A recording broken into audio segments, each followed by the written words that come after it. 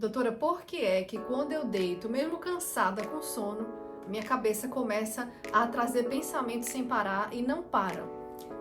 Esse é um tema importante e que foi escolhido por vocês, então é por isso que é tão importante para mim que vocês tragam aqui temas que sejam relevantes e úteis para vocês e me ajudem aqui a construir o conteúdo desse canal. Sou a doutora Gabriela Cuni, eu sou médica do sono e sou especialista em gestão do estresse e nas intervenções baseadas em Mindfulness. Então eu quero sempre trazer aqui esse conteúdo que seja prático para você e que te ajude a superar essas questões que te impedem de viver uma vida mais plena, mais feliz agora mesmo. Então, por que é tão importante essa questão em falar sobre esse assunto? Porque isso pode estar na raiz e na perpetuação de um problema que é dos mais comuns no consultório de medicina do sono, que é a insônia. Então, se você se identifica com essa questão de que você faz tudo certinho da higiene do sono, cumpre todas as regras, só vai para a cama quando está com sono, que isso é uma das coisas que a gente recomenda. Mas aí, basta deitar e aí você já começa com aqueles pensamentos toda hora, trazendo mais ativação, muitas vezes ansiedade, preocupação, e aí você só fica ativado e não consegue dormir. Isso é importante ser explicado para que a gente possa entender como quebrar esse ciclo. E isso é independente de você tomar medicação ou não. Porque mesmo que você tome a medicação, se você não tiver essa base cognitivo-comportamental, que eu vou explicar aqui para você, vai ficar mais complicado tanto a sua medicação funcionar bem, como um dia você poder se livrar dessa medicação, claro, com a avaliação e recomendação do seu médico assistente. Então vamos lá, o que é que acontece? Muitas vezes a gente tem gatilhos na nossa vida que podem fazer a gente dormir mal. Isso é normal e geralmente é passageiro. Por exemplo, se você teve uma discussão no trabalho, se você teve um desentendimento com o seu namorado, a sua namorada, ou seja, seu parceiro, ou se você teve alguma perda, alguma questão pontual que aconteceu e fez você dormir mal, no geral, aquilo não quer dizer que você vai desenvolver uma insônia crônica. Ou seja, aquela pessoa que tem sintoma ali 3 ou mais vezes na semana, por pelo menos 3 meses. Então, como é que você sai de um gatilho assim, de uma insônia aguda, para uma insônia transitória, para uma insônia crônica, que traz tantos prejuízos aí para a saúde? Uma das formas que pode explicar isso é o que eu vou falar agora. Então, imagina que você teve esse gatilho aí.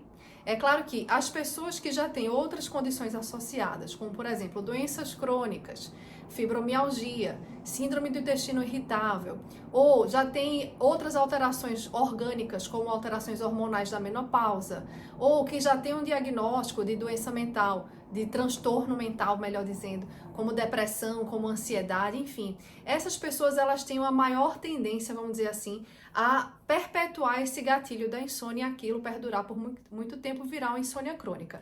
Mas mesmo que você não tenha nenhuma dessas questões, mas se você tem um padrão de pensamento, digamos, ruminativo, ou seja, um padrão de pensamento de ficar moendo o pensamento, de preocupação, de ansiedade, você já tem esse hábito mental muito controlador, ou seja, de controlar tudo na sua vida, e aí quando algo sai da linha, você já fica ali fora de si, ou já fica desestabilizado. Então, basta esse padrão de pensamento, esse hábito mental de se relacionar com os pensamentos dessa forma, que você também já fica mais propício a cair no ciclo vicioso que perpetua a insônia. E como é que é esse ciclo vicioso?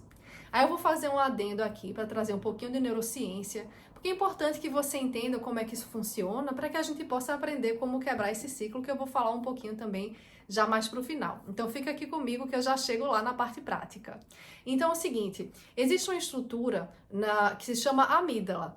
E apesar de eu ser otorrino, não estou falando aqui das amígdalas aqui da garganta, estou falando das amígdalas do cérebro, né? No nosso cérebro, a gente tem um conjunto de estruturas, que eu vou explicar assim a grosso modo, que estão relacionadas ao processamento das emoções, que é o sistema límbico. No sistema límbico, a gente tem as amígdalas, que são estruturas em forma de amêndoas, que são bilaterais, e elas funcionam para várias coisas, inclusive para processar a emoção e resposta ao estresse. A emoção principal seria o medo, né, que é processado. Então você tem estímulo visual, coisas que você vê, coisas que você ouve, que representam ameaças, que representam medo. E aí você guarda aquilo ali na memória e aí quando a amígdala detecta novamente esses estímulos de medo, de ameaça, ela vai ativar o seu sistema simpático, que é para ativar aquele sistema conhecido como luta ou fuga, ou seja, vai te preparar para você ficar pronto para a ação, para você se livrar daquele problema, para você novamente não passar por aquela situação de ameaça, de medo, ou para tentar resolver a questão. Então é por isso que isso é tão importante para a nossa sobrevivência. A amígdala é importante para a nossa sobrevivência. A questão é que a gente também pode ativar a amígdala para ameaças irreais ou para coisas que não estão no nosso controle. E aí, quando essa amígdala fica assim mais sensível, digamos assim, você acaba perpetuando problemas e ampliando sofrimentos que às vezes nem existem ou nem vão existir. Enfim.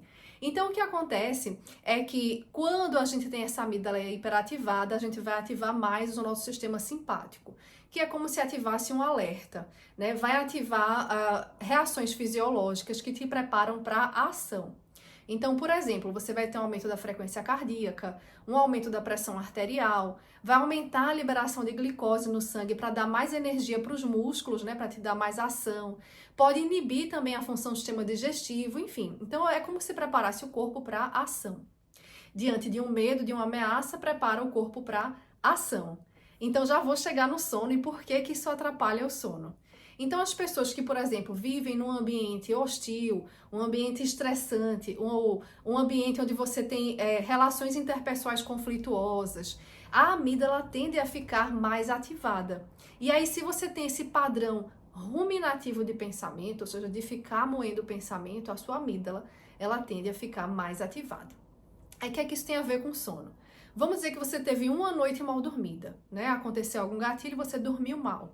Isso pode ser suficiente para, na noite seguinte, aquilo ativar a sua amígdala e dizer, olha, medo, né? Será que eu vou dormir mal de novo? Né? Ou a sua amígdala hiperativada começa a moer ali os pensamentos. É a tal da cabeça que não para, né?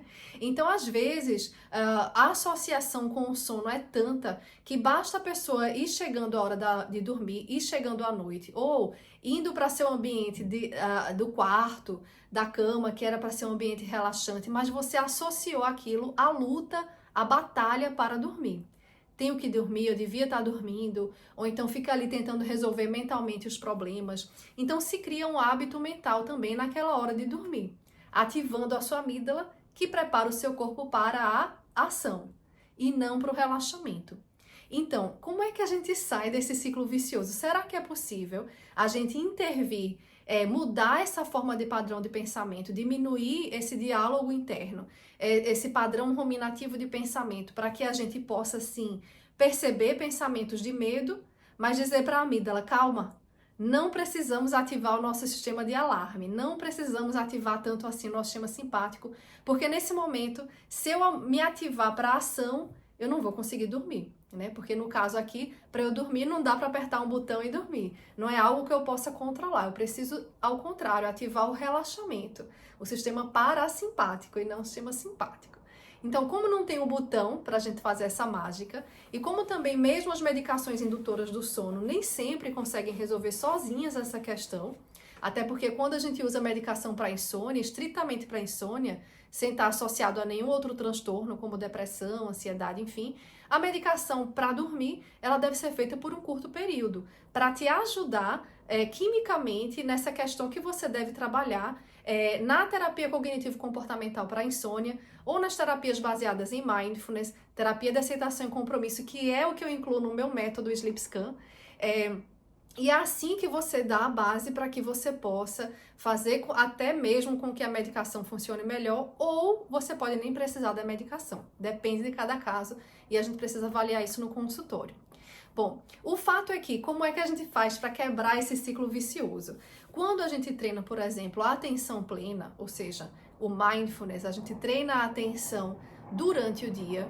Os estudos mostram, inclusive estudos com ressonância magnética, que o nosso cérebro, ele tende a se modificar. Isso é tema para um próximo vídeo, para entrar mais a fundo aí nessa questão da neurociência, do funcionamento do treino de atenção plena. Mas só para falar aqui rapidinho para vocês, a amígdala, a gente consegue diminuir a ativação da amígdala quando a gente treina regularmente a atenção durante o dia. A gente também consegue alterações no córtex pré-frontal, que está relacionado à regulação das emoções, a famosa inteligência emocional, ou seja, é você perceber o convite ali para o estresse, o convite para a ansiedade, mas você consegue voltar para um eixo de quietude, se olhar de fora e escolher como responder. Isso é inteligência emocional.